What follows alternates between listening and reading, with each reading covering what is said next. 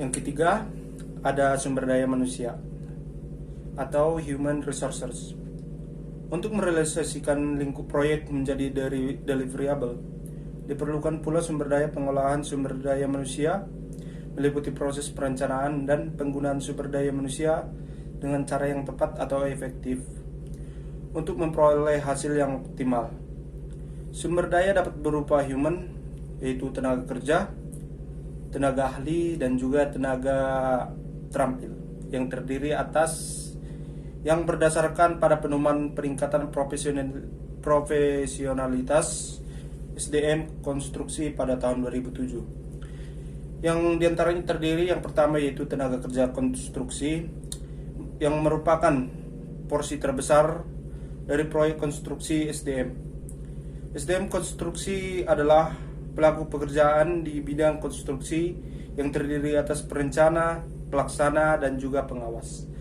Sesuai struktur ketenagakerjaan yang pada umumnya berbentuk piramida, SDM konstruksi mencakup yang bagian A, yaitu pekerja yang mencakup pekerjaan yang tidak terampil, pekerja semi terampil, dan pekerja terampil.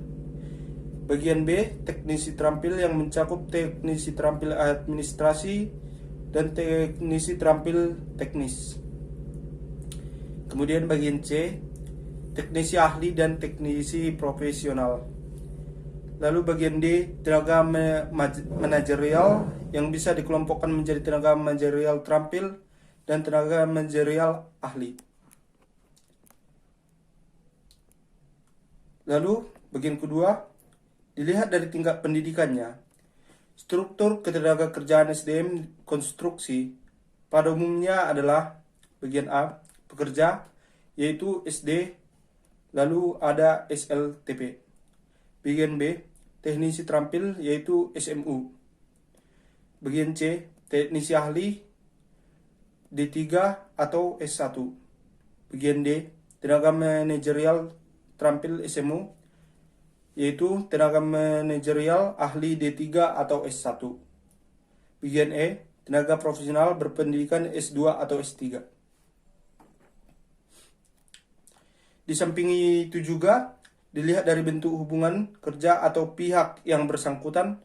Tenaga kerja proyek khususnya tenaga kerja konstruksi dibedakan menjadi dua, yaitu yang pertama tenaga kerja langsung atau direct hire, itu tenaga kerja yang direkrut dan menandatangani ikatan kerjasama perorangan dengan perusahaan kontraktor, diikuti dengan latihan sampai dianggap cukup memiliki pengetahuan dan kecakapan. Lalu bagian B, tenaga kerja borongan, yaitu tenaga kerja yang bekerja berdasarkan ikatan kerja antara perusahaan penyedia tenaga kerja atau labor supplier dengan kontraktor untuk jangka waktu tertentu. Untuk memenuhi kebutuhan tenaga kerja dengan memperhatikan usaha untuk menyeimbangkan antara jumlah tenaga kerja dan pekerjaan yang tersedia, umumnya kontraktor memilih untuk mengombinasikan tenaga kerja langsung dengan tenaga kerja borongan. Sedangkan untuk pengawas yang terampil akan tetap mempertahankan meskipun volume pekerjaannya rendah.